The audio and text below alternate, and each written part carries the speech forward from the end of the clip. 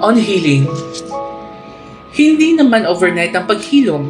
Kapag sinabi nilang maghihilom ka rin, ang ibig talaga nilang sabihin ay mahanap mo rin ang dahilan para magdesisyong maghilom. Healing is a decision. You have to decide if you wanted to heal or not. Kapag ikaw sa sarili mo, hindi mo pa sure kung decided ka na, mawawala rin ang saysay ng kagustuhan mong mag-heal. If you want to be healed, choose to do things that will lead you to healing. Ang susunod na paraan to heal is to acknowledge that you are in pain. Kapag alam mo na sa sarili mo na nasasaktan ka, mas magpupursigi ka to act accordingly. If you want to be healed, avoid things that will remind you of that pain. Pwedeng maisip mo pa rin sila unintentionally, but you have to stop the thoughts that linger in your mind. Let them go. Hinga lang ng malalim, pikit ang mata, tapos magsimula ka ulit. If you want to be healed, you have to be anchored in Christ. You have to raise everything to the Lord. He will give the healing that you need.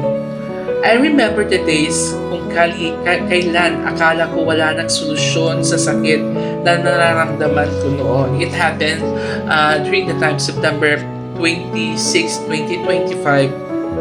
Tinraidor ako ng napaka-special na tao. Gumagawa ng story where in fact not of na sinabi niya ay totoo. Hindi ako nagalit when that friendship ends.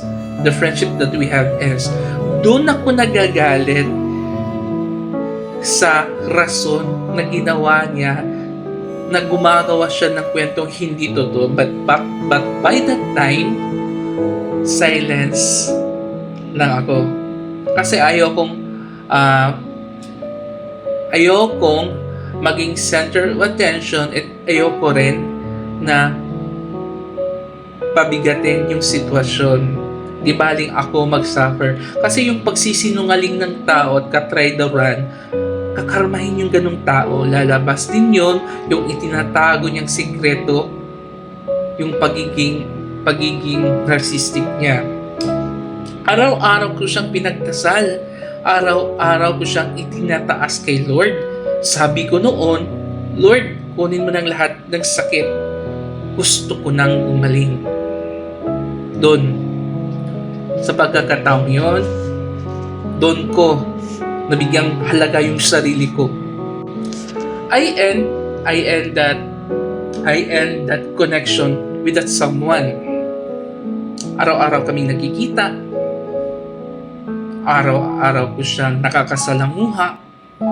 Pero yung tingin ko sa kanya ay parang stranger na. By that time, doon ko na-learn that it is okay. It's better to be kind. Okay lang maging kind, but don't be blind. I don't invest now feelings to other people. I don't define love the way it is defined. I defined it before. So, I have a trust issues now. I'll never trust anyone or anybody. Kaya piling-pili lang yung mga friends ko. Mabibilang mo lang sa kamay yung mga tunay na friends ko.